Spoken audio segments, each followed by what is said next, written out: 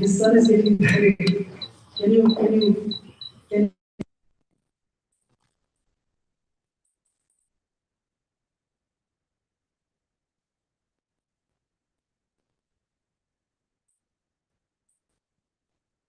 to students from University of Michigan, University of Toledo.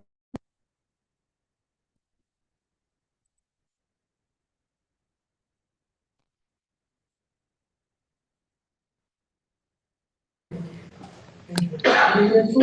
So request Maharaj.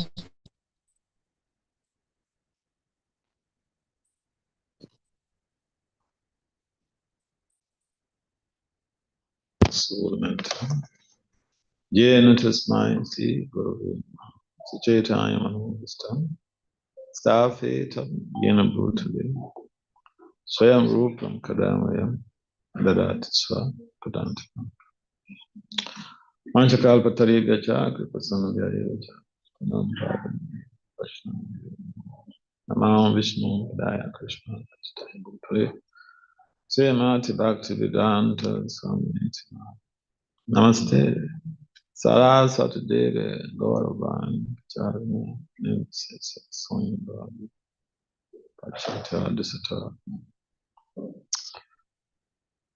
Namo Vishnu Padaka Sabhuti Sambhakti Vedanta Swami Namaste Saraswati Deve Gauravan Charana Nimsesa Swami Vande Sri Krishna Chaitanya Nityananda Sahodata Varadaya Prabhuvanti Chirtananda Jaya Sri Krishna Chaitanya Prabhu Nityananda Sri Advaita Gadadara Sri Sadhisa Gaur Hare Krishna Krishna Krishna Hare Hare Rama Hare Rama. So again we'd like to reiterate gratitude for your sparing your precious time to come to participate in this Sunday program. You could have chosen to go for some weekend party, but you chose to come to party with Krishna. So thank you very much. Now, I was requested to share something regarding what is it? Role and importance of spirituality in modern age. In this modern age, the role of spirituality in modern age, importance of spirituality in modern age. Yeah, that's a lot. That's a real broad topic because you can write books on that. And essentially, one of the major things that I've been addressing in some of my current presentations, especially I had 3 presentations at Oxford University at the Management and Leadership Management and Economic Conference we had between 23rd to 25th of August. And I had 3 presentations, a little bit uncommon in the academia because traditionally we present one paper at the conference, being one paper to be scrutinized, reviewed, and accepted by the board of reviewers is a challenge. But somehow or the other, by Krishna's special mercy, I had three of my research papers which were reviewed and accepted for presentation. So I did, and basically is hinged on this theme, like the role of or the importance of spirituality in our modern age, and I tailored that towards leadership. We'll find that a number of people, they struggle so hard to attain high-profile positions, either in the executive arm of government or judiciary or the legislature or just in public life. or private life. But after attaining these high-profile positions, there's a common denominator, and that is that we'll find a number of cases where the people go to the top and then they go down the slope in a very bad way. Bad way. Sometimes, you find a chief justice of a state, and I know, like the cases we have in the US here, one of the past justices of New York State, he was jailed. And a number of legislators, they're indicted, found guilty of fraudulent involvement. They're the lawmakers. They make the laws for us, but they don't. I would say they don't follow. I won't say they don't follow. They refuse to follow the law. They fail to follow the laws. Not refused, because if we say refuse, then we're not sensitive to environmental and endogenous factors that compel people to commit crimes. So yeah, we find that the very common denominator in people's involvement in unethical behavior in Kali Yoga, especially, and even crime, is what Rupa Goswami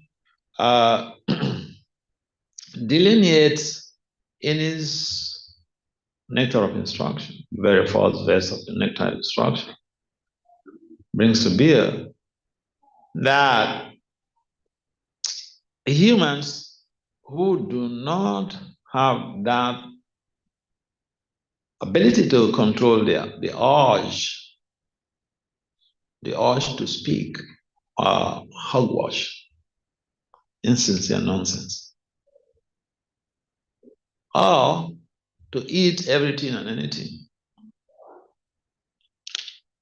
The tongue could be used to create peace. The same tongue could be used to create dissension, and sometimes even conflicts, even in the homes, in the household, relationships. You find that the tongue plays a very vital role. Uncontrolled tongue could cause a lot of problems.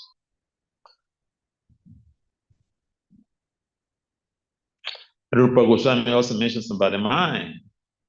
The urge of the mind to do anything, the dictates of the mind. Unfortunately, in this present dispensation, we have been told to just act according to the dictates of our mind. Go for it.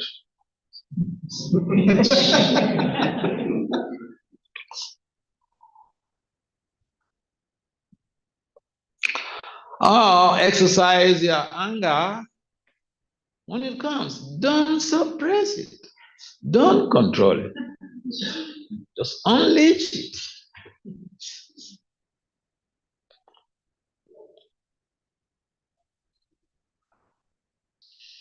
Eat anything and everything. Enjoy.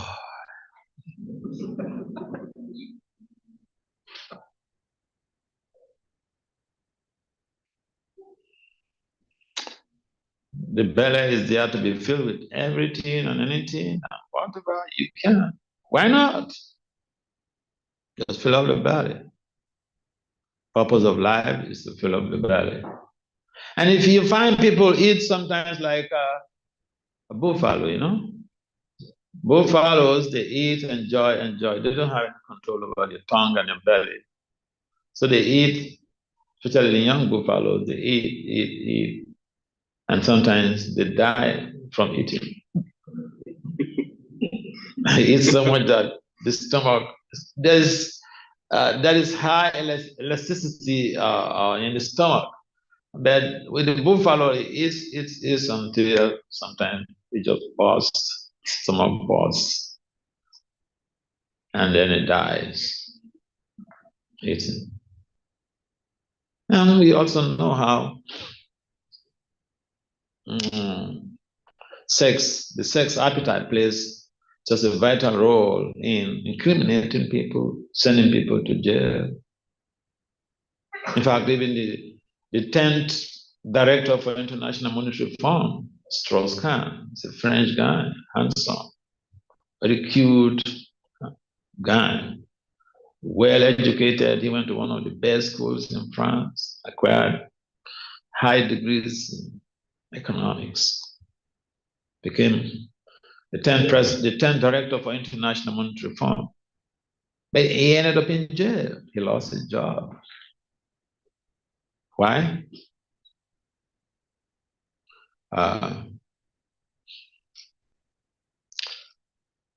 Desire for it. Desire.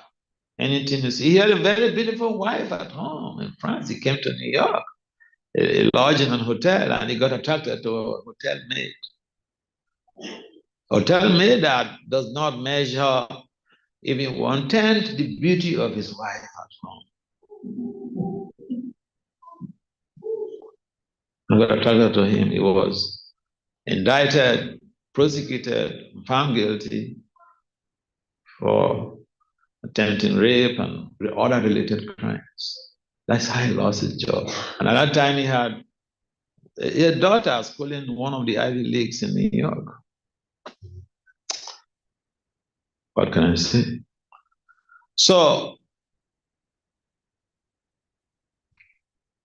these are typical cases where people are characterized as the main problem there as devotional or spiritual bankruptcy.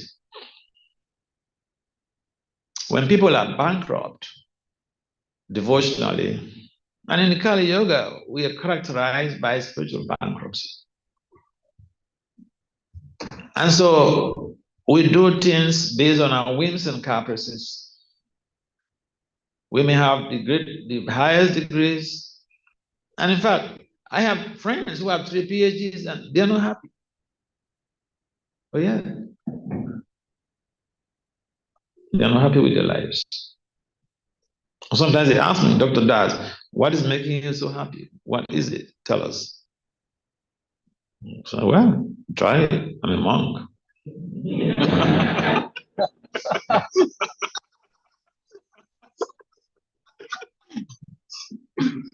Yes, so the underlying factor is that spirituality is very relevant to our everyday reality. I was just speaking to a young boy who is in college.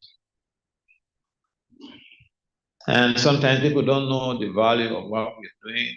I don't blame the people, because in most cases, we are viewed also, or we are bunched, we are lumped into that, group of religious sects or religious organizations.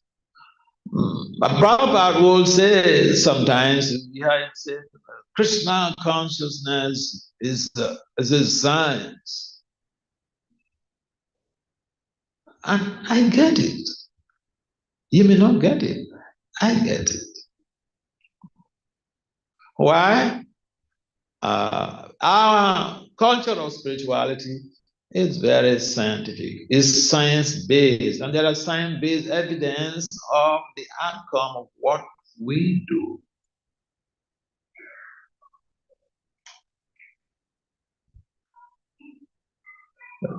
Even the very common things that we go into the streets to distribute, say the holy names. It is a science. How is it a science? Hey, Swami, tell us, how is it a science? We know this is religion, but how is it a science? It's a science because, see, science is based on activity. You go to the laboratory, you bring some, elements together, you put them together. Maybe you also use a Bunsen burner to heat up the liquid. and you see some gas, and you use a litmus paper to test the gas, whether it's a green litmus or blue litmus or whatever. You see the color, you have that theoretical understanding. This is a sign. If the litmus turns blue, this is the gas that was emanating from the test tube. Summarily, it's all about activity, observation, documenting the results, and conclusion. So our movement, our teachings are also based on practical reality. You do perform something and have an observation. You diagnose what is going on. You get some conclusive results, and that's it. So say for the chanting, now there are even scientific evidences that are based on research, how the chanting helps in.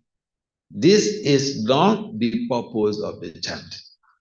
The purpose of the chanting is Krishna Prema Pumatoma, to attain pure love for Krishna. But the side effects are so amazingly great. Just like every intervention has a side effect.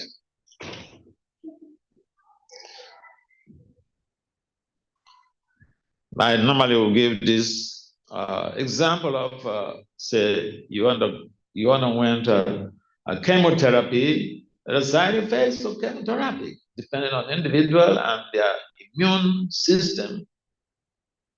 People have horrible experiences in terms of the side effects of chemotherapy. It is an intervention. It is an allopathic intervention. And every intervention, if even you just take a painkiller exceeding 7 days, your liver may suffer some consequences. And that is why the doctors, they don't allow you to be on a painkiller forever. And so, bottom line, there are side effects for any medication that we take. But this intervention, this chanting of the holy names, I normally don't call it chanting because in my field of management and decisions, a number of my colleagues, we don't believe in religion. We don't believe in God. Because you cannot prove God to us. Unfortunately, you refuse to prove God to us.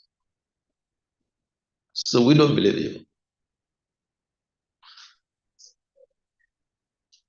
I don't blame most of my colleagues because we find that in most cases the wars and conflicts that are pervasive on the planet are they're triggered by religious leaders. But it doesn't mean that all religious leaders trigger wars. Most religious leaders trigger peaceful resolutions to conflicts. But it's so easy to lump everybody. So the point here is that the chanting is a science-based intervention that helps to bring about a transformation in people's lives. And we see even Prabhupada, when he came to New York and started administering this chanting to hippies, potheads, they became sadhus. Some of them became paramahamsas. Some of them are our gurus in this movement. It shows the power of the holy name. So I call it chanting sonic therapeutic intervention, and that's been accepted, established in management science. If you Google academic sonic therapeutic intervention on Google Scholar, and you see a number of works on that. So, this chanting has been proven beyond reasonable doubt by scientific researchers, that it has an improving academic performance. How is that? Because the chanting has been proven beyond reasonable doubt to be an impetus for high attention span. You don't need high attention span to be able to excel in your performance. You don't need high attention span to be able to excel in high productivity and even in innovations. The chanting has been proven by scientists to help in promoting high attention span. So it's a science, not a religious dogma. It's not a question you tell somebody that, oh, I believe in this, and or I don't believe in it. No, whether you like it or not, it's a science. It's not a belief system. So in management science, again, we also have the conceptualization of belief, but our beliefs must be backed with scientific data. Then it's accepted. Otherwise, to believe is for the sake of believing is meaningless. So, spirituality can help people to lead better lives, to have better intuitive adventures if they take to this process of chanting. Academic excellence becomes a concomitant factor. We say the chanting purifies, but this is the scientific explanation of purification. I remember going attending a conference, online conference one time, and the coordinator of the conference was a female professor. So everybody was introducing themselves. I said, I'm a monk from the Hare Krishna movement. She said, oh, I know those guys.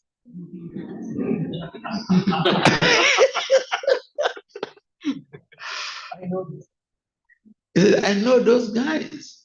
I was raised in New York. I was born in New York. And when I was a kid, I used to see them on the street, singing and dancing. What does that mean? So I explained to her again in a scientific language. And then she started lamenting. So why are you guys no longer on the street? Yeah. So, yeah, spirituality helps in creating transformation. The chanting also helps in promoting mental health. Science researchers have established that very fact, that chanting helps in mitigating the challenges of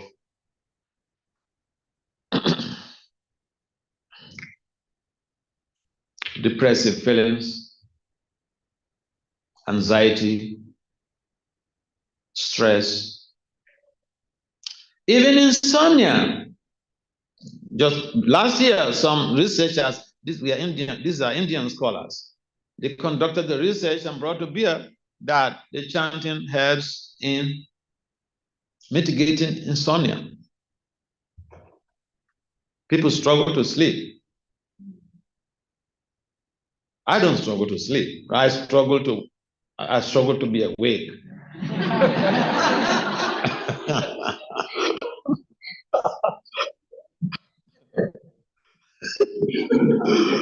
So if you want to improve your life values, then basically you need to model yourself in such a way that you give some time to the chant. And sometimes people say, I'm too busy with work, too busy with studies. And I love to meet people who say this, who make these excuses. I love to meet with them so that we can slug it out.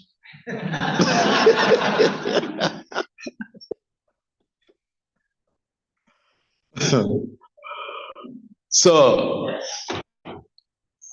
we're talking about how spirituality is relevant to our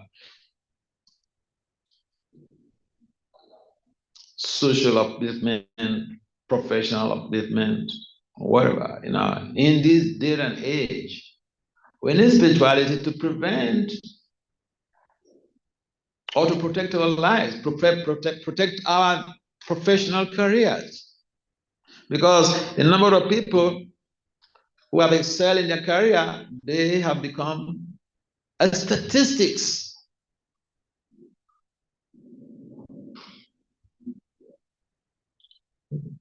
They meet their Waterloo.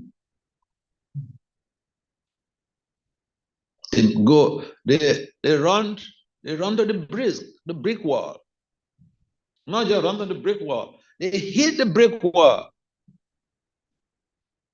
and begin to bleed, and they are taken to the hospital. There's so many cases like that. I love, my former governor in New York, Cuomo. Cuomo worked so hard during the COVID. He was the best of governors in the whole of America. But he hit the wall. He worked so hard, but he was also living a life devoid of spiritual culture. He was a victim of spiritual devotional bankruptcy. And then reports came up, multiple ladies came up from his own office, governor's office came up, how he was groping ladies. And in America, we watch to see that. Okay, we are not able to control our senses. You want to control us, you want to be our governor, you must control your senses. This is the undocumented philosophy of American governance. We cannot control ourselves. You want to lead us, you want to manage us, you want to be our leader. Oh, you must be a sadhu. You must. Otherwise, no. So they brought up different reports here and there. They just report sprang up. Many women came up. Oh, he grabbed me. Oh, he grabbed me. Hey, he did this. Then the assembly, the state assembly, threatened that they will impeach him except he resigns. That's how he left office. There's so many cases of very high profile government leaders in all arms of the government, executive, judiciary, legislature. So if people can integrate spirituality or devotional culture in their life, they can sustain their high profile positions, perhaps perpetually. But anyway, you can't hold your high profile positions perpetually in America. You will go on retirement at 65. 65, you are good to go. But some people, they don't meet that mark. They have endogenous and exogenous factors that propel them to get into trouble. And the very people who voted them into power vote them out. Get out. This is America. I love America for that. In some other countries, you can perpetuate all types of crimes and you're still hailed a hero. It doesn't work like that in this country. But the point is, what role does spirituality play here in sustaining these professionals in their high profile positions? See, the very general theory of crime is an emanation from Rupa Goswami's proposition of in the Nectar of Instruction, wherein he says, Vachu Vegam, Manasakroda Vegam, Jiva Vegam, Utaro Pasta Vegam, Eta Vegam, Yo Vistahita Dhiram, Sarvam Atman Pritibim Sasisha. In a nutshell, the general theory of crime basically stipulates that all crimes and antisocial behavior are due to low self-control. It's just a polished language of Rupa Goswami's assertions. That's all.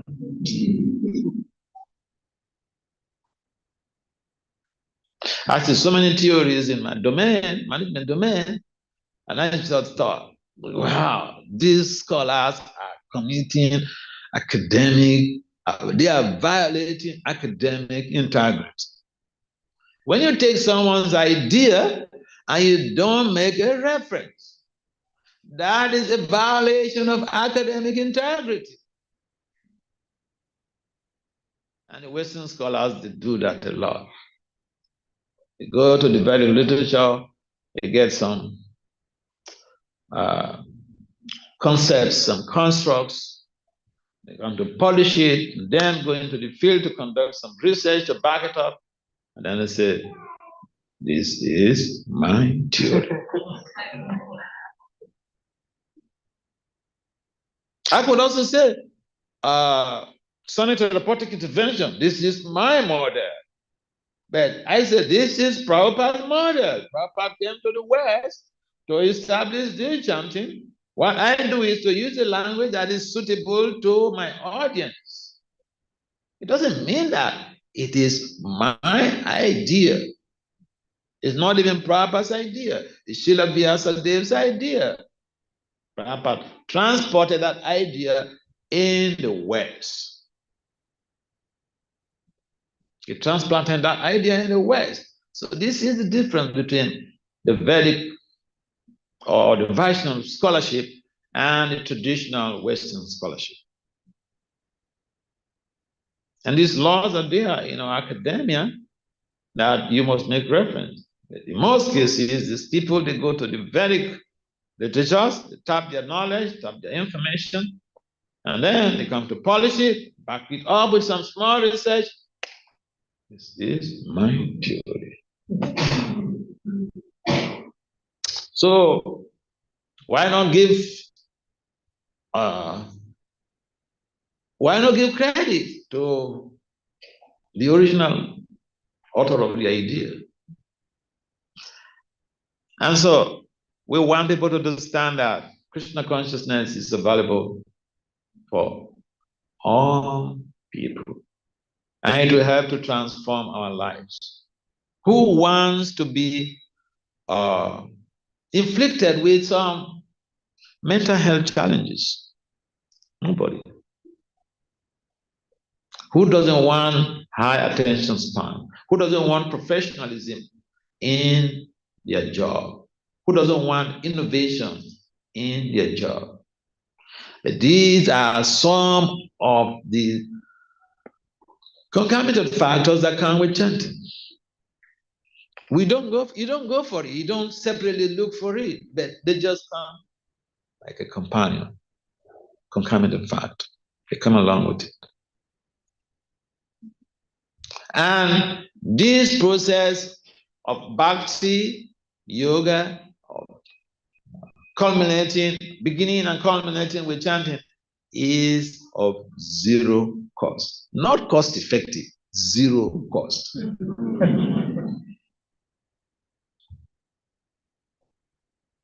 Unfortunately, when you offer something for free, in most cases, in Kali Yoga, people are doubtful whether it is a spam, or not.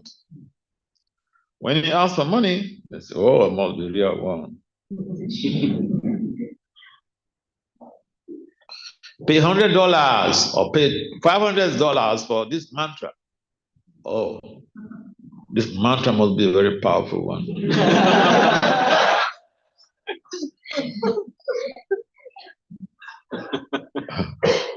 That's how we think. That's how we build our culture. So, the process of Krishna consciousness as transplanted in the West by Srila Prabhupada, A.C. Bhaktivedanta Swami Prabhupada, is very real. It's very transformative.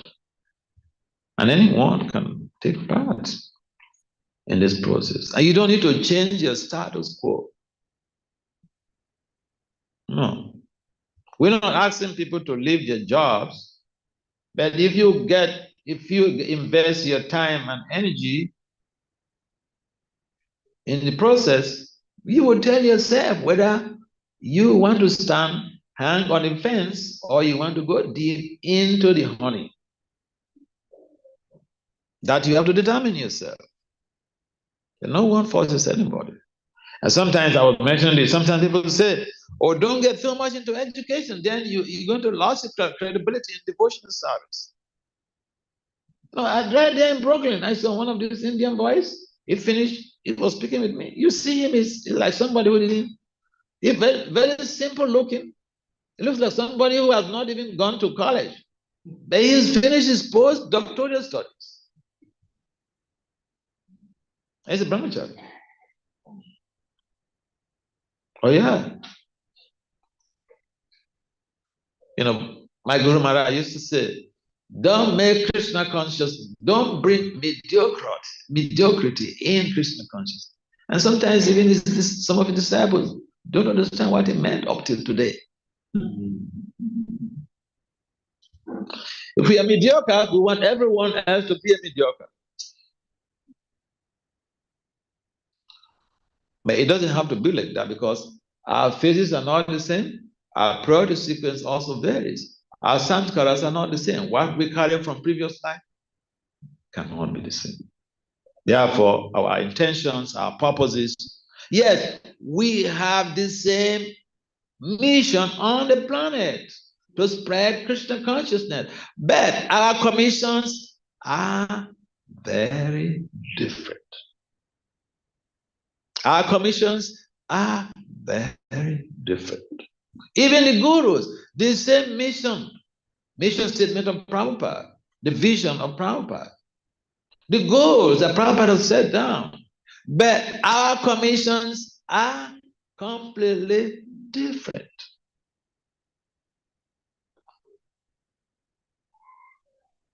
And therefore, we have to understand we need to do what is needful to be able to help others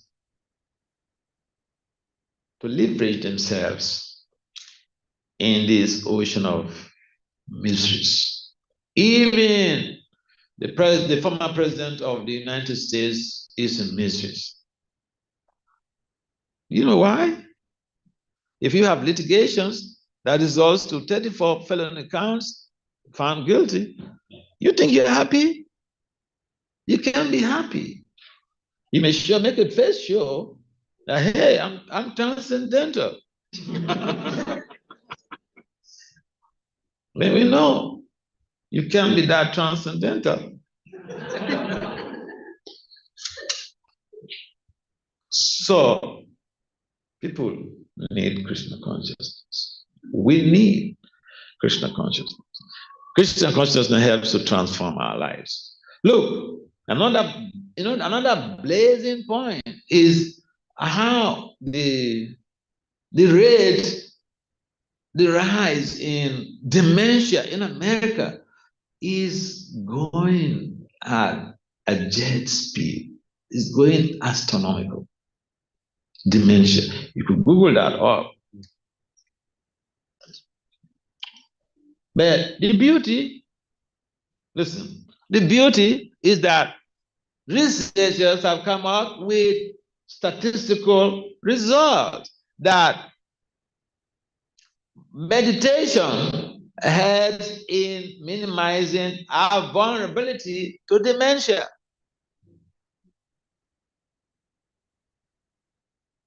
There are so many positive side effects of this process of Krishna consciousness. You know, some people are hesitant, and sometimes I ask them, "You think I'm stupid?"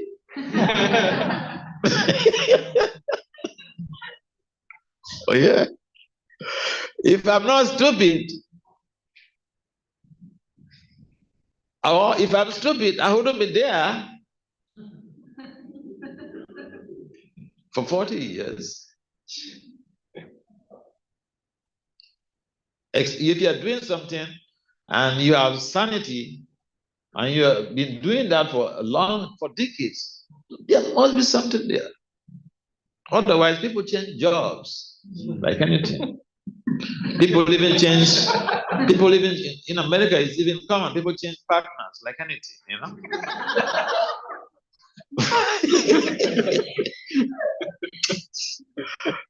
So the bottom line is that there are many advantages of this process of Krishna consciousness.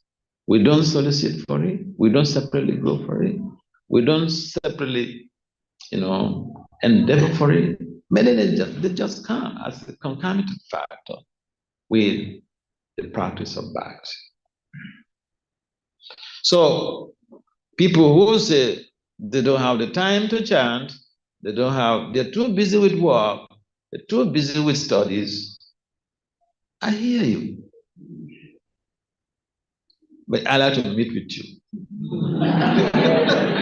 Let's have a meeting. Let's schedule a meeting and see how to dissect how you use your 24 hours.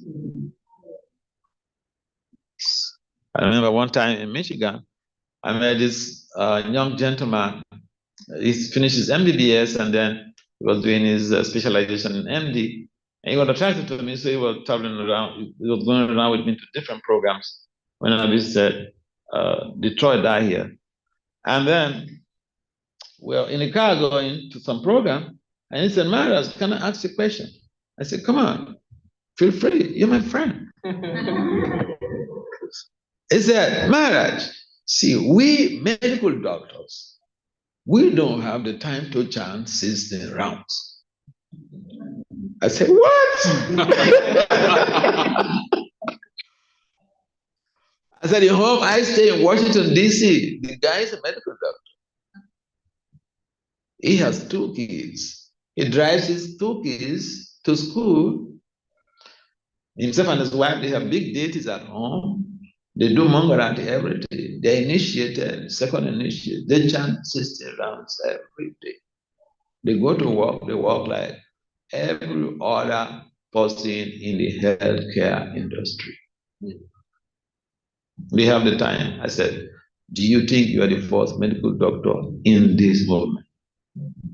So let's see how you use your time. How many hours do you use for your studies? How many hours do you use for your sleep? How many hours for eating and evacuation? Whatever.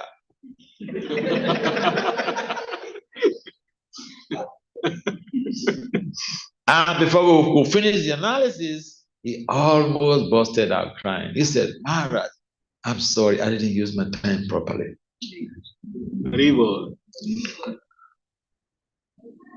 Now he's finished his studies, he's working with wife and children.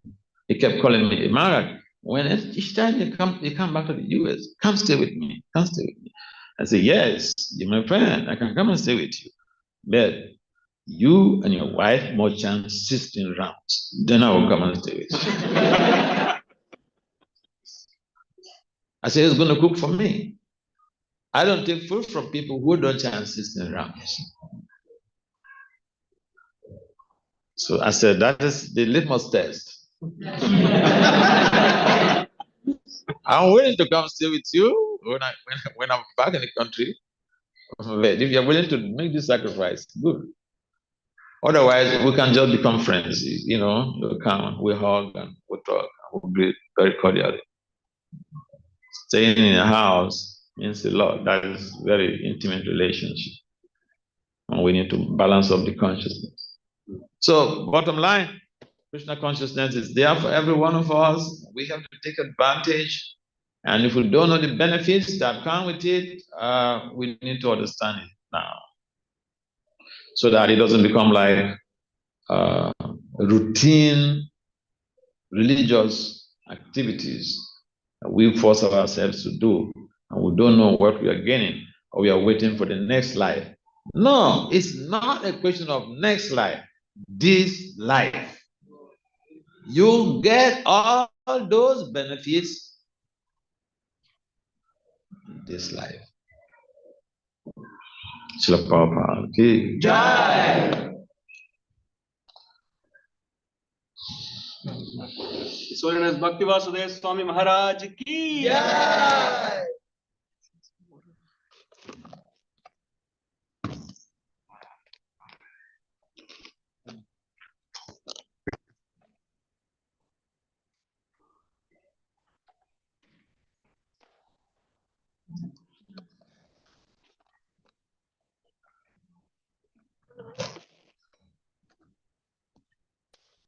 ओम अज्ञानतिमिरन्धस्य ज्ञानाञ्जनशलाकया चक्षुरुन्मिलितं येन तस्मै श्रीगुरुवे नमः।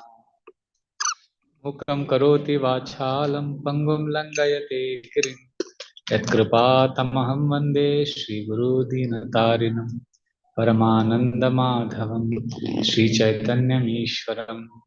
नमो ओं विष्णुपदाय कृष्णप्रेष्ठाय भूतले श्रीमते Bhaktivedanta स्वामिनिति नामिने।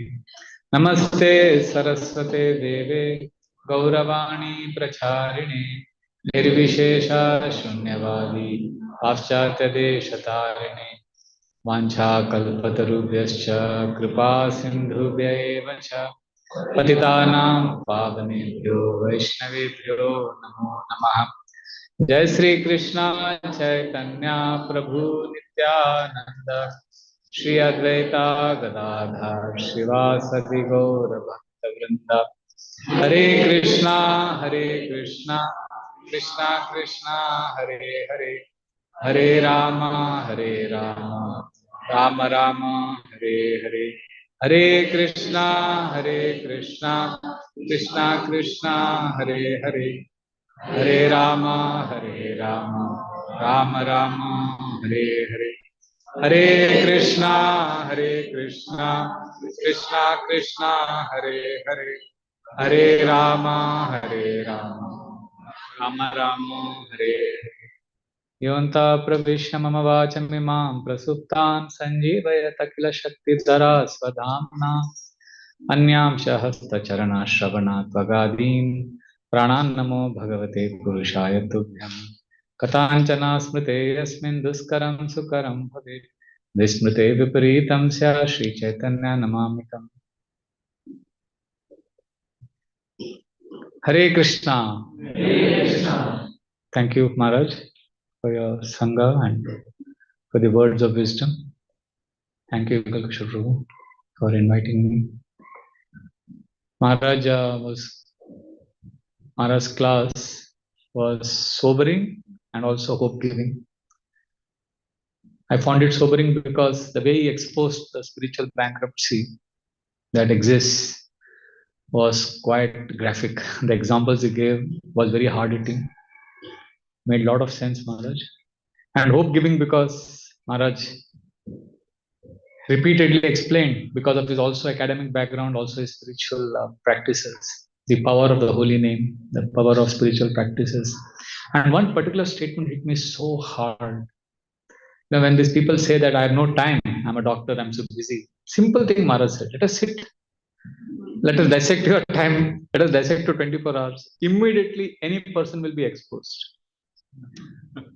Nobody can claim that they have no time if they are willing to sit and understand. So that was very powerful, Maharaj. Thank you. I've been asked to also share my thoughts on the topic of harnessing the mind's power. So we have, all of us, we may not have seen the mind, but we know there is a mind. We all feel it. We know that there is something up here. And some places it is called in the scriptures manas, some places it is called man. Sometimes people call it as buddhi, some people call it as ahankara, some people call it chitta, some people call it as a conglomeration of all of this. Essentially, everybody knows there is something inside. So there is this very powerful thing inside, which we, for simplifying terms, we call it as mind. And we need this mind for success. We need its use. We need to use it. We need to harness its power. Unfortunately, we are not able to use the mind because the mind is using us. Just like we are not using the smartphone, many of us, the smartphone is using us. Similarly, we are not using the mind is using us. So, there are few things if we do, simple things. Jai Shri Shada Gopijana Vallabh Bhagwan ki Jai. Shri Shri Nitaya Patit Pavan Gaur Hari Bhagwan ki Jai. So, how do we use this mind in such a way that we get more power, we get more time, more energy, right? All of us want that. We all feel, oh, I'm exhausted, I'm not able to do so much. And because I'm getting disturbed, I overthink, I analyze, I have anxiety. So, what are the practical things we could do by which we can harness this power? Because whether you are a housewife, whether you are a corporate successful manager, whether you are a child, everybody feels overwhelmed because of their mind, right? The greatest warrior this planet has ever seen is Arjuna. And in the first chapter of Gita 1.29 and 30, he explains to Krishna that, Krishna, I am overwhelmed by my own mind. Nacha shaknom avasthatum brahmati vache manah. I cannot stand here. Vepatuscha sharire me roma harshascha jayate. Gandhi vasham shate hasta tvakcheva paridayate. I'm shocked, Krishna. I'm feeling weak. I can't fight. A warrior who's never lost a battle, his mind overwhelms him. So we all will go through moments of vulnerability, weakness. So we need to harness this powerful mind. Otherwise, the mind will destroy us. The scriptures explain, Bandhuratmatmanastasya enatmaivatmana jita anatmanastu shatrutve varte tatmaiva shatruvat. The mind can be the best of the friends or the worst of the enemy.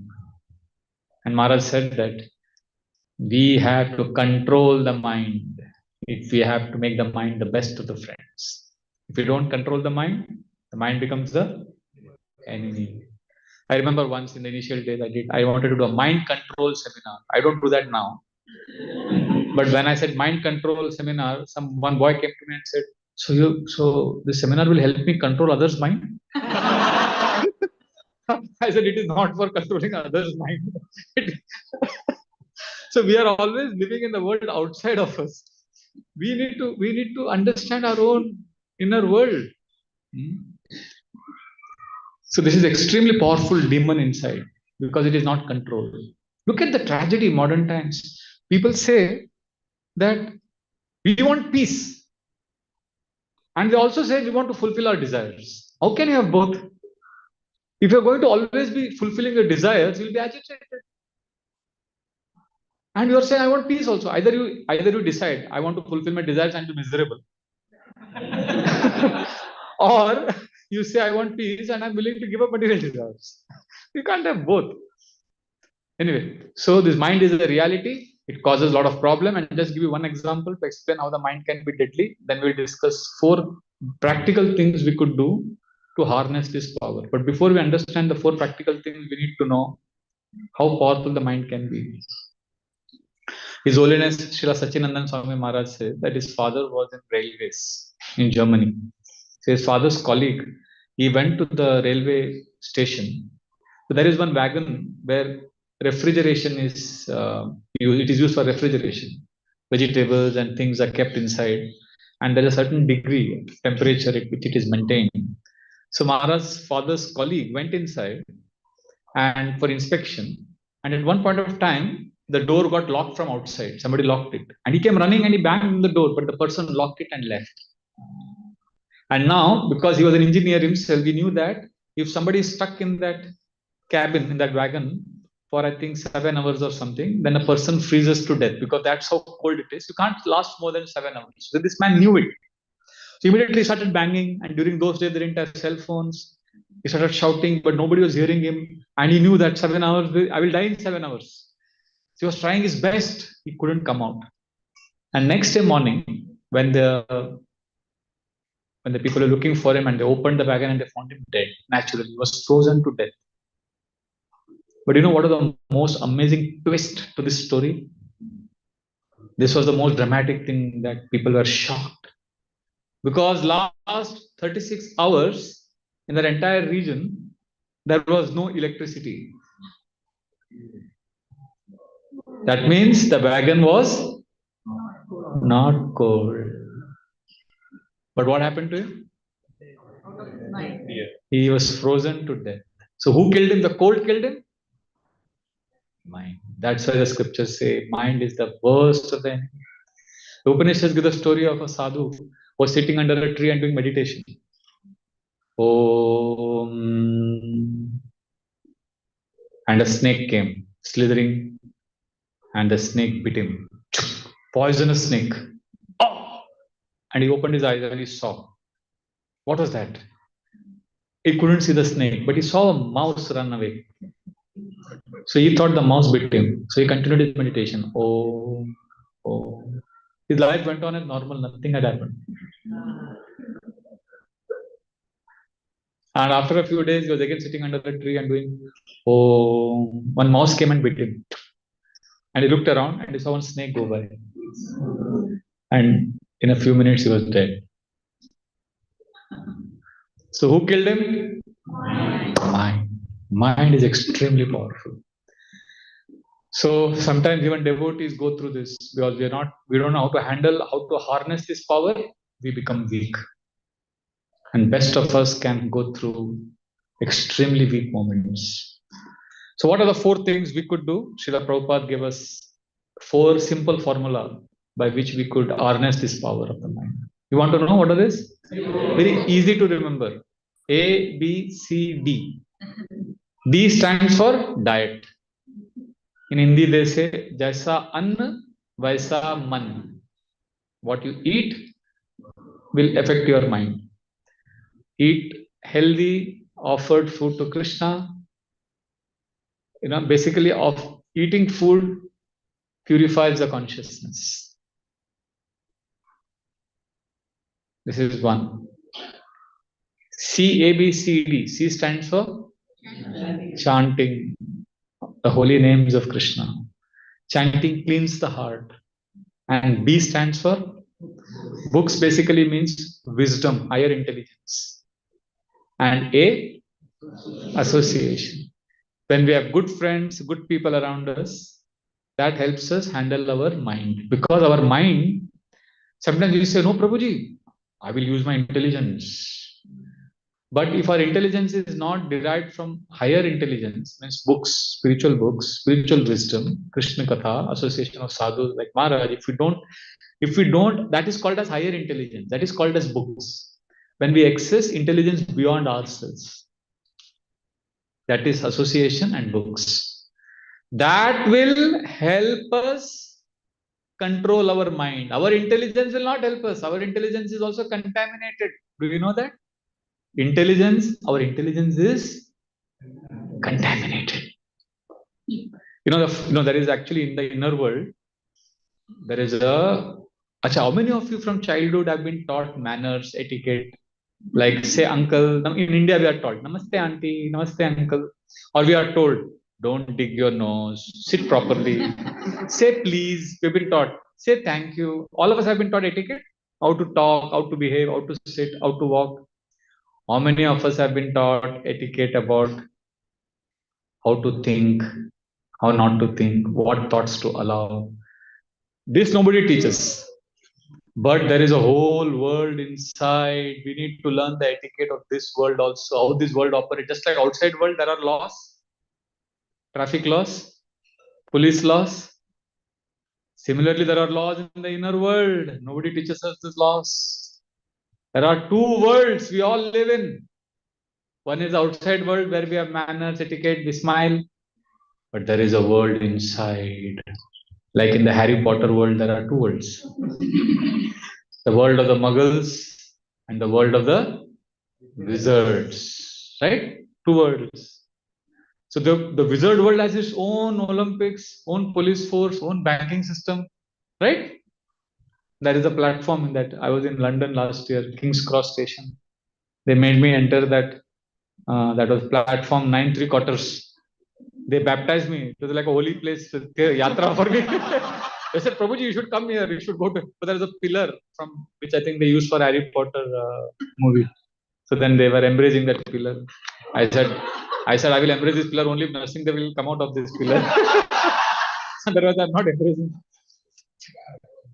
So the whole idea is they are explaining that if you enter this pillar then you enter the other world, the wizard world.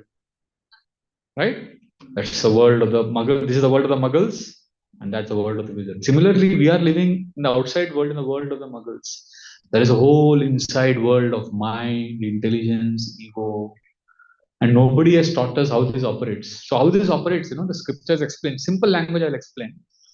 In the inner world, there is a mafia, there is a gang, and the boss of this gang is called ego, false ego.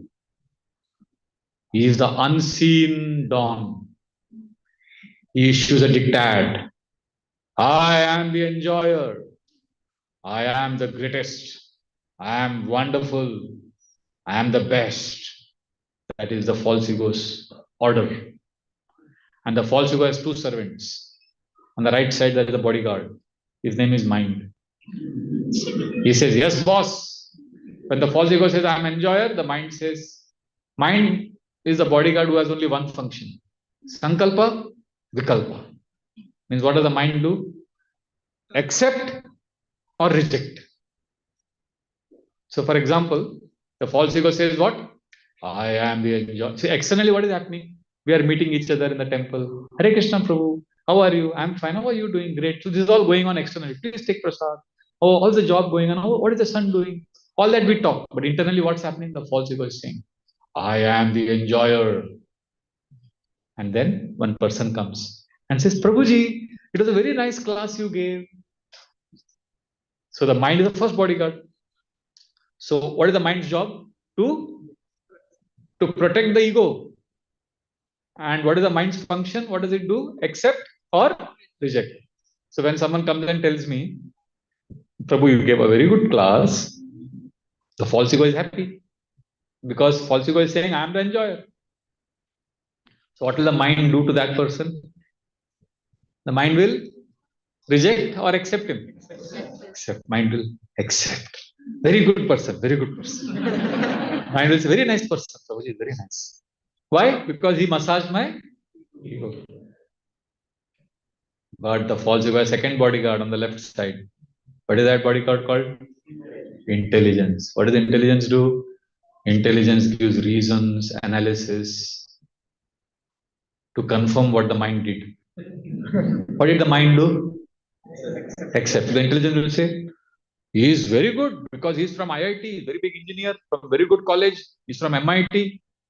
And intelligent people, that is why you could recognize that I am very good, my class was good. Because my classes will only attract intelligent people. So he is a very intelligent person. So what has intelligence done? Given analysis. So same person, tomorrow he tells someone, Prabhuji is very arrogant.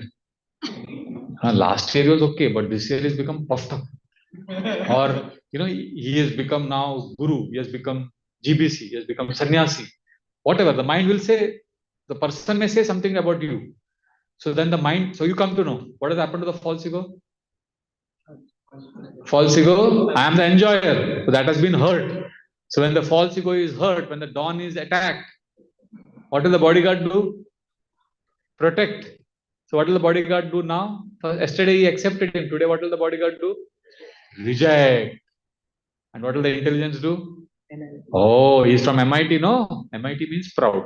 Education leads to proud. Kunti Devi has said in 9th chapter of first canto. So you start putting verses, all the analysis, everything is there. Intelligence will provide everything. Contaminated intelligence. So both mind and intelligence will nicely protect the false ego. So we are completely fooled. The soul is suffering. So therefore, we need association. We need equals, seniors who can give us feedback, who can help us, who can correct us. Association. And books means higher wisdom, because that intelligence is better than our intelligence, because our intelligence is contaminated. Sometimes we think, I will think, Prabhuji, I will solve my problem by introspection. Introspection is bogus if it is not having higher connection, because thinking does not mean knowing. You can think, but not know the truth, because you can be stuck in a negative loop. You can be stuck in a negative loop, because 99% of our problems, which is in the subconscious mind, our thoughts, feelings, and our desires, we cannot access it by our thinking. Only by mercy it is revealed. So we need higher intelligence, which is books. We need association, and most important, we need chanting and diet. We need prasad and chanting. Chanting, because the holy name is sound. Maharaj is amazingly, I was so amazed by this term itself. Sonic therapy. What is the second word? Therapeutic intervention. Sonic therapeutic intervention. So this is therapeutic. The sound Hare Krishna and Ram. This sound is not matter. The sound is transcendental. So when we say, and what a point Maharaj made, because it is simple and it is free, we don't take it well. If somebody, when he said that, it immediately, it was like bang on. I could connect to it. In India, when we do holy name seminar, we give holy name free beats. Nobody takes it seriously. If you say $500, people will say, must be very, very good. Because we are diseased, we are suspicious, and simple things we easily miss. And I've seen even as a child, some of the simplest things we miss in life, just because it is simple, and it is profound. Like when in school, we had this maths exam, and when I saw one particular sum, it was carrying 10 marks. It was a 100 marks exam, and other sums I was solving, and I saw this, it was very easy. I said, 10 marks for this? No, there is some catch here. I will do this later. So I kept it for the last, and then I spent a lot of time analyzing that question. How can it be so simple? No, there is some twist here, some catch here. So I was trying to think. Finally, time got over. The examiner took away the paper, and I came out of the examination. We were all talking, and one person said, "It is very simple. It has to be you just have to take the average and add it." When he said it, it was like, my God, I lost 10 marks just because of overthinking. It was so simple and straightforward. This is exactly our situation. Harinam, Hare Krishna mantra is so simple, so sweet, so sublime, so powerful. But we are like, we don't take it, we just take it cheaply. We don't take it seriously. We had one lady, elderly lady, she was dying in Bombay, in the hospital, Bhakti in the hospital. She was leaving her body. Bengali lady, Bengalis are very expressive people. They are like Italians. They are very, full of. Prabhupada said, no, we should have the heart of a Bengali mother and courage of a British soldier, or I say Indian soldier. Now, when I'm in India, I don't say British soldier. But Prabhupada during British days used to say, we should have the courage of a British soldier and the heart of a Bengali mother. So Bengalis are very expressive. So this elderly lady, she was leaving her body, and devotees are trying to preach to her. They said, Mataji, you are going to die now. You're very late. Just say Hare Krishna. Just say Hare Krishna. You will be delivered. She said, no, my son. She's talking about so many other things, but she's not saying Hare Krishna. She's saying, oh no. She's feeling so much difficulty. And they're trying to convince her, see Mataji, so all your responsibilities are done. Everything is over. Now you just have to relax. Just remember Krishna. say Hare Krishna. Then her son called from America. She spoke to her son for half an hour. That much energy she had. But when we were telling her, just say Hare Krishna. Bolo, Hare Krishna. Can you say Hare Krishna? So easy, right? She was saying, oh, difficult, very difficult. She can say very difficult. She can't say Hare Krishna. Finally, the last moment, you know what happened? The last moment, and this is not funny, but it sounds funny. Actually, I was sad. This Prabhuji said, Mataji, say Hare Krishna once. And you know what this Bengali lady said? Before dying, the last word she spoke was not Hare Krishna. The last word she said, she got irritated because she was told so many times to say Hare Krishna. So she said in Bengali, Baba re Baba, ek to bodo naam bolte parbo na. And then she died. What she said? Baba re Baba, ek to bodo naam bolte parbo na. Baba re Baba, it's such a big name, I cannot speak this. That much she could say. She could say, Baba re Baba, ek to bodo naam bolte parbo na. She had to say what? Hare Krishna.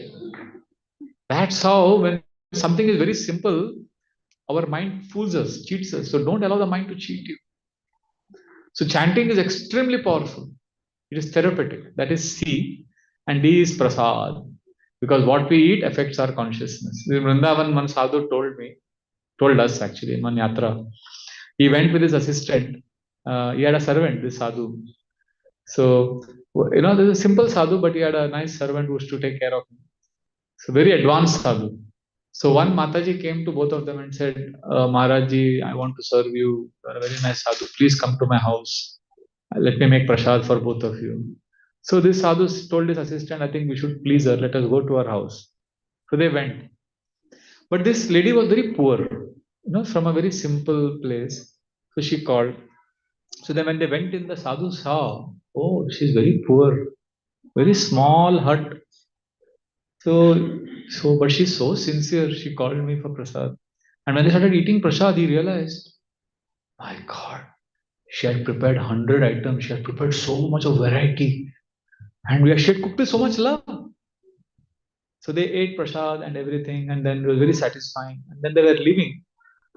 When they were leaving, after some time, the sadhu turned to his servant and said, there is something wrong you have done. Then the servant said, sorry, Gurudev. He opened his bag. You know that 2 serving spoons the lady was serving. She had gone in. I think there were silver spoons or something. So he took that very expensive 2 silver big spoons and put it in the bag. The servant. As if nothing had happened. And then they all wind up and then the lady went in. So they left. So the sadhu felt, because he is a sadhu, evolved person, he knew that his servant has done something wrong. What he had done, servant? He had stolen the spoon. So then he looked at the servant and he said, how did you do it? Why did you do it? He said, I'm sorry, Gurudev, I'm really sorry. And the sadhu thought, my servant is a very good boy. He's always with me. He said, come, let's go back to the home. We have to return these spoons. So they came back and this lady was winding up everything. So the sadhu told her, Mataji, tell me very honestly, you are a very poor woman. How did you manage to cook such a big feast? Tell me. She said, sorry, Maharaji. Actually, you are right. I'm very poor. I didn't have any money. So I stole some money from the neighbor's house. And I used the stolen money to cook this feast. So then the sadhu looked at his servant. They returned the spoons and they left. You understood what has happened? The consciousness of the lady entered the food and the sadhu was evolved, pure devotee, he could digest it. But the servant could not digest it. Jaisa anna, vaisa man. Therefore, we are very particular. I like when Maharaj said, I'll come and stay in your house if you chant 16 rounds. Because when they chant 16 rounds, the cooking, prasadam, everything will change. The consciousness will change. So that is why, in the ancient times, even now also, the sadhus, they're very particular about what they eat, where they eat. Because that affects our mind, our consciousness. So these are the ABCD. And this ABCD is founded on one most important principle, which is we cannot control our mind. Ultimately, we are Bhakti Yoga practitioners. We don't want to control our mind. We want to serve Krishna, and Krishna controls our mind. Gopinath, tumi Rishikesha, Rishikadamiya, Taraye Samsmriti Ghore. He says, Bhaktivinoda Thakur is saying, Gopinath, Anata dekhiya more, tumi Rishikesha, Rishikadamiya, Taraye Samsmriti Ghore. He says, I am Anath, I am orphan. But you are Rishikesha. You are the controller of my mind and senses. You can control my mind and senses. So we want to come close to Krishna, and Krishna is all attractive. If Krishna can charm our heart, then the mind is not a problem. We want to be conquered by Krishna, Krishna's love. And Krishna has given us wonderful association here at Farmington Hills. He has given us Bhagavatam, books, wisdom. He has given us chanting, and He has given us prasadam. I humbly request all of you, see, we are all ordinary people. Let us be very humble. We are simple. We need blessings of everyone. Everyone. In fact, we should not offend anyone. Sometimes accidentally we may do it, but we should always be in the mood of wanting blessings of everyone. In that association, mind can be conquered, because the blessings is what helps us. Association is the most powerful. What happens in good association? What happens in good association? We get the right feedback at the right time. We get guidance. Anybody here who's not made any mistake in life? Everybody has made mistakes, right? We all know. But when we have good association, when we have good association, we are immediately corrected. I'd like to end with this one point. Association is the most important, most powerful to keep our mind controlled. And association can be at 3 levels. Lowest level is coming together. Coming together, and maybe you can go to pub also. People will say, probably I'm associating with him. But what you are doing in the association, going to bar, going for some bad activity. That is not association. At the lowest level means simply coming together. At higher level, association means this: coming together and doing hearing, chanting, service. This is association. And at the highest level, association means depending on the blessings of the other person. So if in the heart of heart, if I'm thinking, okay, I want this Prabhu's blessing. If I'm in that mood, then I'm associating with you, even if you are very far away. So if we have this mood of wanting blessings of everyone, then we are associating. And if we have this association, then we will get right correction, right feedback at the right time. And then we can handle this crazy mind, which will come out with all horrible ideas. It will make us do the most stupid thing. Mind will make us betray our own values. Mind can royally cheat us. Therefore, we need to always have good association, good friends. See, we all make mistakes. That's okay, but you are not a mistake. Just have good people around you. Have wisdom, association of sadhus like Maharaj, chanting, deity worship, prasadam. And of course, deity worship is all part of Bhakti Yoga. But essentially, the ABCD is what Prabhupada has given us. And this will help us handle our mind. There is so much more we can talk, but I would like to pause here. No, we can go for question and answers. No? Yeah. Okay. So ABCD is founded, Srila Prabhupada gave us this simple formula. That's what I'll come back to this point. Don't think that just because it is given, just because it is simple, it is not effective. The Bhagavad Gita, Arjuna actually tells Krishna that Krishna, I cannot control my mind. You know what Arjuna tells Krishna? You can repeat this verse after me. Very powerful. Arjuna has analyzed the mind like nobody else can analyze.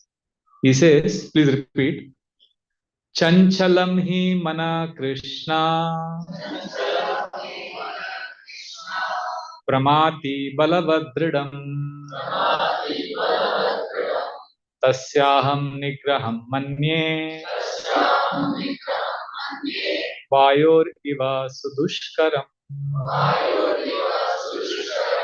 He says, Krishna, my mind is chanchal. You know, chanchal means restless, keeps running here and there. So he says, my mind is chanchal, my mind keeps running here and there. Now, sometimes the word chanchal sounds very sweet. It's a feminine name. Oh, very sweet, chanchal. It appears as if mind is very cute. Mind is restless, but mind is not cute. You can't say, mind is like my child. My child keeps running here and there. My child is restless. So my mind is restless like a child. No. Arjuna says, Chanchalam hi mana Krishna. Krishna, my mind is chanchal, restless, but Pramati balavadridam. My mind is Pramati. My mind is mad. It is not simply a cute, restless child. It is a mad person who is restless. Imagine a mad, restless and mad. You may say, still it is okay. My mind is a child. I can control a restless, mad child. No, he says, Pramati, Balavad. Balavad means strong like an elephant. My mind is not a cute, restless child. My mind is not a cute, restless, mad child. My mind is a restless, mad elephant. Strong. Chanchalam means restless. Pramati means mad. Balavad means strong. You may say, so what? Mind may be very strong, but I am very good in negotiation skills. I will negotiate. I will logically talk and control it. The last word, Arjuna says, Chanchalam hi mana Krishna Pramati Balavad Dridam. Dridam means obstinate, stubborn, incorrigible, unreasonable. Mind is determined not to surrender. Then Arjuna says, Tasyaham nigraham manye. I cannot control this mind, but Krishna, Vayoriva Sudushkaram. I can control a cyclone. Arjuna had so much power that by his arrows he could control a cyclone, thunderstorm, but he cannot control his mind. Can the US Army control a cyclone? No. Can any army in the world control a cyclone? You may have relief measures afterwards, or you may have relief measures before the cyclone, but you can't stop it. Arjuna could stop a cyclone, but he couldn't control his mind. Therefore, in Bhakti Yoga, we don't want to be yogis who control the mind. Our goal is not to become yogis who control the mind. Our goal is to tell Krishna, Krishna, I love you. Krishna, I want to serve you. Krishna, please help me. And then Krishna will take care of the mind. But we chant, we do all these things to show Krishna, I'm sincere, Krishna. See, I'm sincerely chanting. I'm sincerely coming to temple. Now please help. Arjuna had so much power that he could resist the advances of Urvashi, who came to him to enjoy in the heavenly planets. And Urvashi was very, very beautiful. And Arjuna told her, Hare Krishna Mataji. She said, I'm not Mataji. I can enjoy with you. He said, no. That means he had so much sense control. And in the heavenly planets, the laws were different. It's not like in earth, the morality values, laws were not like that. So he could have enjoyed with her. So he could say no to her. That much powerful he was. Still, he says, my mind is overwhelming. And Krishna in the solution, he says, Abhyasa, practice, detachment. So for the ABCD which Prabhupada is given is based on the instructions given in the Bhagavatam and Bhagavad Gita. Because this is what helps us access Krishna's grace. Otherwise, at our level, when we try to solve our problems with our mind, intelligence, and ego influenced, you know what is happening? Because our mind is not in control. The solutions we create, the solutions we give, creates a bigger problem than the original problem. Do you understand what I say? Because our mind is not in control, we try to solve a problem, we create a bigger problem. Like, I didn't know plumbing, carpentry, and I was staying in one small base. We had started for you preaching. The water started leaking in the sink, the kitchen. I tried to do repair on my own. Bigger mess. You don't know cooking and you go to the kitchen and start experimenting. The kitchen becomes a bigger mess. Your laptop conks up and you don't know how to repair the laptop and you try to solve it, it becomes a bigger problem. So in ignorance, when we try to solve a problem, the solution creates bigger problem than original problem. Right? Therefore, we don't know how to handle this mind. And okay, instead of learning about the mind, and instead of learning about Bhagavad Gita, Bhakti Yoga, if we try to solve the problem of the mind, we try to solve the life problems without understanding spirituality, we create bigger problem than original problem. The scriptures give the story of a sadhu who had a big beard, and he was sitting under a tree and doing dhyan. What was he chanting? Om, chanting. And from the tree, one ant fell on his beard, big ant. He said, "Oh, I'm a non-violent sadhu.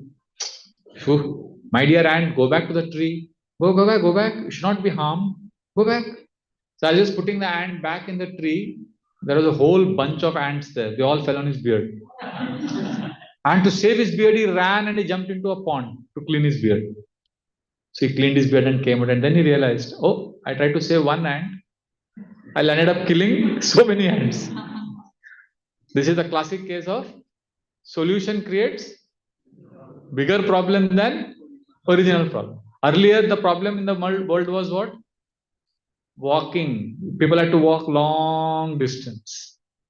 So they created automobiles, car. Walking problem was solved. Now everybody has car. But now pollution has increased. What is the problem now? Breathing, no fresh air. What is the bigger problem? Walking problem or breathing problem? Solution creates bigger problem than. See, I am an economics student. So for 7 years, I was studying economics, international finance. So we had one very classic paradox in economics. It is called the Cobra paradox. So for economic students, will know what I'm talking about. During the British Raj in India, in New Delhi, the population of cobras increased a lot. Deadly cobras. And the British Sarkar said we should do something about this. So they made an announcement. They said there are a lot of cobras in the city. If somebody can catch cobra and give us cobra, for every cobra you give, we will give you 1 rupee. So the British government thought people will catch cobras. They'll be inspired to catch these cobras who are running here and there and give us, and we'll give them 1 rupee, and the cobra problem will be solved. But this British government had underestimated the creative genius of Indian Marwadis who are staying in Delhi. They started breeding cobras. And so many cobras they bred every day. And every day they were going to the British government and saying, take cobras. So after some days, the British government realized, hey, there is some mischief going on. So you know what the government did? They said, the scheme is stop. We are not going to give any money. So now what this Marwadis did, there are so many cobras. What they did now? They opened it and they released the cobras. So earlier cobra population was X. Now it became 3X. So they tried to solve a problem. That solution created bigger problem than original problem. Person is lonely. He sees loneliness problem I should solve by getting married. In Hindi they were saying, जिसने जल्दबाजी में शादी की उसने अपना जिंदगी बिगाड़ लिया. I'll translate it in English. One who gets married in a hurry, yes, destroyed his life. जिसने जल्दबाजी में शादी की उसने अपना जिंदगी बिगाड़ लिया. जिसने सोच समझ कर की उसने कौन सा तीर मार दिया. One who gets married after deep contemplation, what great thing he has achieved. Of course, this is just a joke.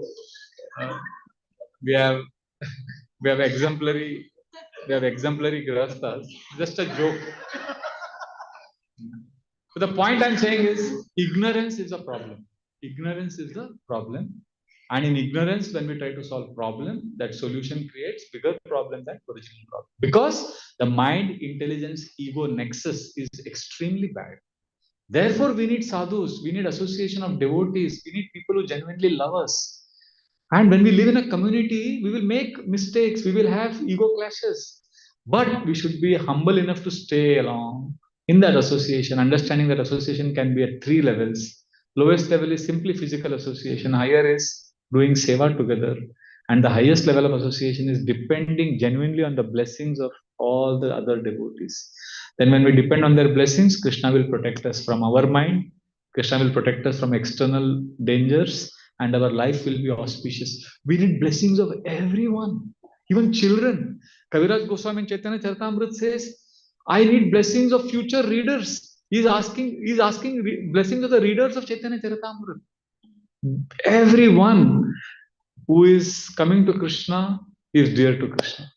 So in this mood, let us make this community here at ISKCON Farmington Hills a community where Krishna is the center, where service to Vaishnavas is the bonding, which keeps us close to Krishna, and let us depend on each other's blessings, love, and mercy. And let us live a life beyond ourselves. When we only think of ourselves, I, me, and mine, we can never be happy. One of the biggest reasons why our mind is troubling us, because we are only full of ourselves. And because of that, we are unable to access Krishna. I don't know. Do you have coins in America or only bills, $1 bills? Do you also have? Do you have a coin? Can somebody lend me $1 coin or whatever? I'll end with this one simple example, and then we can have question answers for Maharaj. Yes. Toss it. Yes. Okay. Anyone? Okay. This is a $1 coin. Huh? Quarter. Okay. Now, if you take this coin, keep it close to your eyes, and the midday sun, you look at the sun with the coin close to your eyes like this. You know what this coin does? It covers the vision of the sun. You can't see the sun. Now, what is the size of the sun compared to the coin? How many quadrillion times bigger is the sun compared to this coin? Right? But this small coin has a potential to cover the sun. Similarly, your problem right now, my problem, which is here in the head, this is like coin. And Krishna is like sun. When we keep our problems close to our vision, our consciousness, we can't see Krishna. We are full of ourselves. We are suffering. So our suffering has become more because of I, me, ahankar, mithya ahankar. So let us come out of our own head. Let us live for others. And while living for others, we will make mistakes. That is okay. Krishna will forgive. But if the mood is right, if we depend on everybody's blessings, then even if our mind is troubling us, Krishna will note our sincerity. He will help us move on. Sometimes it's not easy to live in a community. Everybody has their own false egos. Everybody is struggling. Everybody is suffering. But let us tolerate each other. Let us love each other. And remember Krishna. And that way, our life will be auspicious. Hare Krishna, Krishna Krishna, Hare Hare, Hare Ram, Ram Ram. Shri Shri Radha Gopijana Vallabh Bhagwan ki Jai. Shri Shri Nitai Patit Pavan Gaur Hari Bhagwan ki Jai. Shri Bhakti Vasudev Maharaj ki Jai. Shri Prabhupada ki Jai. Thank you very much. Hare Krishna. So Hare Krishna devotees. So our question answer session. We can take one question for Maharaj and question for the general like that we alternate. So time is up to you. Let us see how many. स्वागत आचार्य Vibhu Chaitanya video Vibhu Chaitanya just tell him after the program I want to meet him for 1 minute something. I have one question related to the higher strategy of association. as you said, if we want blessing from someone, some devotee, then we are associating with him, even if we are not present with him. So is it like if we are at home and we want blessings from, let's say, Prabhupada, so we are associating with him even at home? Hare Krishna, there is 1 minute announcement. Wednesday is Radhashtami, so you are all requested to come and attend the festival.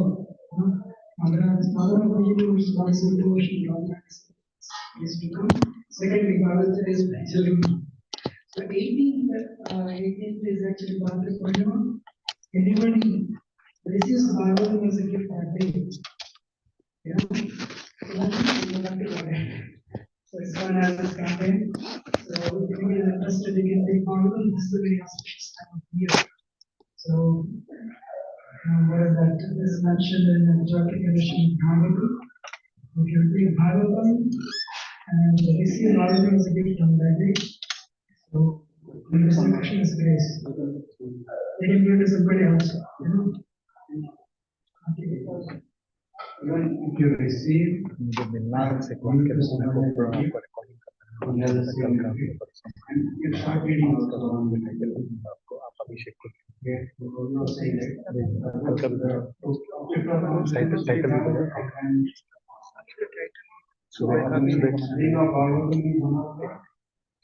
मैं भेजता हूँ key important aspect, like one of the 5 major aspects of bhakti, serving devotees, reading Srimad Bhagavatam, chanting holy name, worshiping the deity of Krishna, and living in the holy place.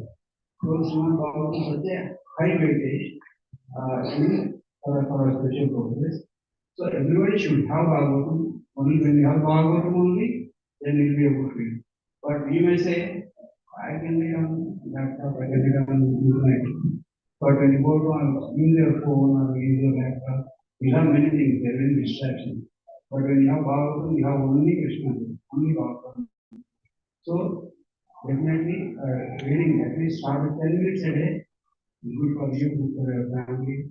That way when we start with the good habits for your student, not under the mind, you have to have a lot of good habits. So reading Srimad Bhagavatam is the best habit. So as a part of our Exxon Government Program, we are distributing it, so you can group yourself around the long from the friends. Meet together in any part of the day, night time of your work is done. You can conclude your day with reading Srimad Bhagavatam. That's the best way. So please, and we can be able to help you. Like we can connect to any teacher, we can like help you to reach Srimad Bhagavatam. So that you don't find any difficulty on it. And we are having a sort of program. Please, before you do it, thank you.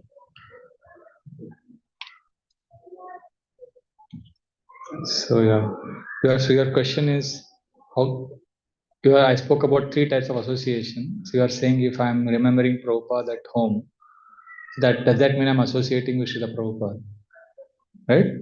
And so yes, if we depend on blessings of Srila Prabhupada, we're associating with Srila Prabhupada. But that doesn't mean that I'm associating with Srila Prabhupada by remembering him at home. So I don't need association of devotees in the temple. You understand? So there is no substitute for physical association of devotees who are serving Srila Prabhupada. We can't say I will avoid all the devotees and I'll just associate with Prabhupada. Then the mind will come through the back door. Mind can come in the disguise of Krishna also. Mind is very tricky. Sometimes we want to be alone, not want devotees around us. So we should be careful of that.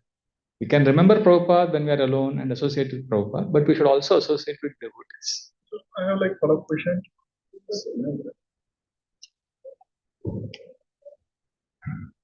So let's say, and Prabhupada also says if we are reading books, then we are also reading, like for example, let's say we are reading Bhagavad Gita from Prabhupada, we are also reading it. So let's say I have like 1 hour, and I have 2 options: either coming to the temple to associate with Jigar Prabhu and like Maharaji and like other devotees, or reading Bhagavad Gita 1 hour? So which one is better? See, there is no fixed formula. One day you can come to temple, next day you can read. You can try trial and error and you can discover a proper combination. Don't have to strictly see there is moral dilemma and ethical dilemma. If you tell me, Prabhuji, I have 1 hour, should I come to temple? Should I go to a bar? For the moral dilemma, bad and good, what you should choose? Good. That means in this case, come to temple. So moral dilemma easy to answer. What is moral dilemma? There is a bad choice, good choice. What we should do? Good choice. I should go to bar, I should go to temple. Come to temple.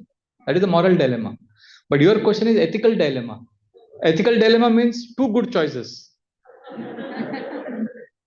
A, read Prabhupada books. Second, come to temple. So for ethical dilemma, I would say whatever you are inspired by, do it. There, if we keep saying right, wrong, there is no end to it. Because there is no absolute answer for that. Both are important. Reading Prabhupada books is also important. Associating with devotees is also important. One day I was reading Prabhupada books. I had quota. I'm telling you why ethical dilemma is very tricky. I had made sadhana card. I had said I want to read every day 1 hour Prabhupada book. I made a law like that. And one day I was really struggling for time. And I was running around. And then some of the brahmacharis friends, my senior devotees, they were all sitting and talking. And it was such a nice energy there. Loving exchanges. I was there. I saw them. But I was running to the library to read my 1 hour quota. And I said, should I be here? Should I go for reading? But that my heart was telling me, be here with the devotees. But my mind, because I had made that target, my mind was saying, go and read, go and read. So I was struggling. I buried my heart's desire and I ran to the library, opened the book and I started reading. And the first sentence that came to my thing was, Prabhupada in Nectar of Instructions writing, one should associate with devotees whenever we get a chance. So I closed the book and came running down and associated with devotees. So it is very tricky. So ethical dilemma, sometimes you don't know. Both are good choices. So follow your heart, but don't avoid devotees saying that Prabhupada books only I will read. Because mercy, blessings is there in association. In fact, I have seen that live class, even if it is, an ordinary devotee giving, but who is giving parampara, live class is better than, just sitting in the home alone with online, as Bhagavad was saying, on the phone. There are so many distractions. We may begin by hearing Prabhupada's class on YouTube, but then we'll start watching some Netflix and the mind will trick us. Better to come in association, even if they are not very, very pure devotees. Sincere devotees, association is better than being alone and associating with pure devotees. Mind can cheat us. That is my humble opinion. I can be corrected. I'm very sorry. Maharaj is here. Please ask questions to Maharaj. Hare Krishna. Thank you.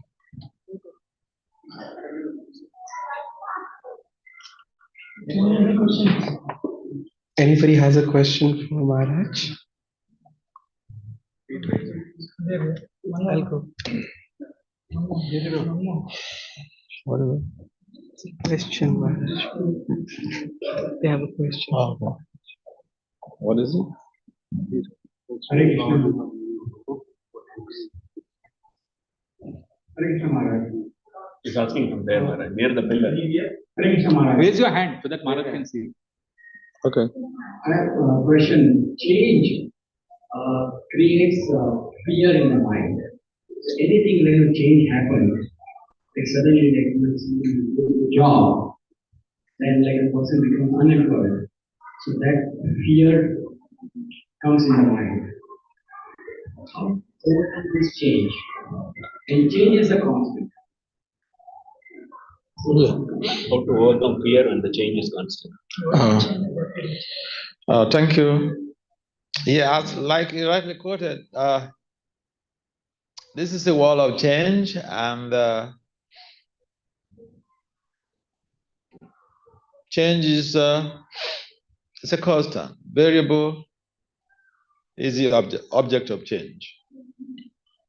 So when we do have fear arises because we do not know, say, what we are going in for.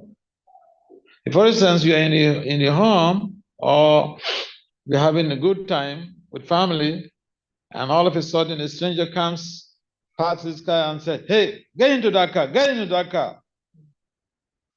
you don't know where they're going to take you to. That is someone initiating a negative change. And therefore, the fright is there because you don't know where you're going. It's just like when people are about to die, they don't know what they're going to face after death. So they are in fear. But the person who knows and depends on the mercy of the Lord, if he reclines on the mercy of the Lord, I've seen people, I know one of the presidents in the US here, he told me a story. He's been practicing for years. And when he lost his job, it took him 7 years to get another job. So here was a negative change. But he had firm trust in Krishna. Why the trust? First, he knows Krishna's competency. Krishna is pretty effective and efficient in all that he does. All of his promises, effectively, efficiently will deliver. And he says, my devotee shall never perish. So we may pass through some challenges, and we need to understand that being a devotee does not preclude us from facing a negative change. Even the positive change we initiate, about 65% of change initiatives fail. Change is a big thing in management science. And so, yes, there is that apprehension, but if we understand that there are certain things we can let go, the things we can't control, we should let go and recline on the absolute. When we depend on Krishna, it becomes like the scenario where Draupadi was struggling by herself and she couldn't really save herself. But now, when she reclined on Krishna, called out, Krishna came to the rescue. So the fear is that we are not able to call out to Krishna. We're struggling. We're working hard on ourselves. Gajendra was doing that too. He was apprehensive. But then he remembered, oh, let me pray to Lord Krishna. Let me pray to Lord Vishnu. And immediately, Lord Vishnu came to the rescue. Yeah. What can we do as conditioned souls? Not much we can do. But there's a great advantage for the living entity who is surrendered unto the Lord. The Lord simply uses him or her as an instrument for a positive change. And even when the devotee has to go through a negative change, that is considered a crash program. You know, a crash program, you are supposed to do a degree program for 5 years, and if it is designated or designed for a crash, maybe 2 years. But within those 2 years, you have a heavy workload. The period is short. So some of us have to go through just this one lifetime to purify ourselves instead of having to come for millions and millions of lifetimes. And so we have to pass through some change, some negative change, apparent negative change, but no, Krishna is in charge. And if we understand we are passing through a crash program, there is no need for apprehensiveness. We understand this is the purification. I'm on the crash program. Let me just endeavor and beg for the mercy of the Lord to pass through without fear or favor. So yeah, fear is always there. But for the devotee, he is what? A buyer. What is the source of fearlessness? He reclines on Krishna. Krishna is feared by fear personified himself. So let's understand what we are dealing with, whom we are dealing with, whom we are surrendered unto. Now, it's not some ordinary person, it's not the President of the United States, who becomes a president today and tomorrow becomes a fellow. Krishna is all powerful. He will always come to the rescue if we properly take advantage and clinch onto his lotus feet. We don't need to fear anything. We do the proper thing at the right time, and we don't have cause to fear. The deer, when the deer wants to cross the road, the deer looks left and right. And he doesn't walk across the road majestically. He goes at a jet speed. Boom! Why? He's afraid. He doesn't have this consciousness that, oh, Krishna is there to protect me. No. The deer is depending on his power. And so he's trying to protect himself. So he runs across the road very fast. If we understand that we don't have the power to protect ourselves, we depend on Krishna for the protection, then we recline on Krishna and we don't have any cause for fear. For the devotee, he prays, hey, death, come right now. I'm ready. Now that I'm still able to chant without choking voice, my mouth is not choked with mucus. Death, come now. And what is the greatest fear of humans? Death. People have heard of death before even the soul passes off, they pass through, they urinate, they do all type of things there. They're just afraid. Why? Because they don't know their destination, what is in there for them. They don't know. But the devotee, even when he lost his job, he is confident that Krishna will arrange. And it's true, Krishna has been arranging. Okay? Thank you for your insightful question. Very good answer. Thank you so much.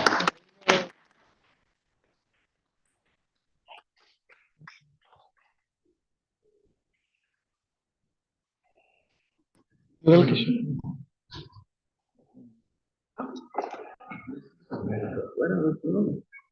Sorry.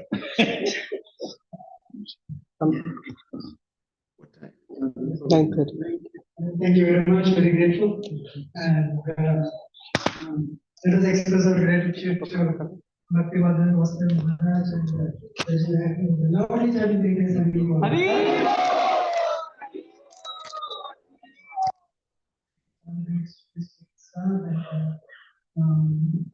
Please continue to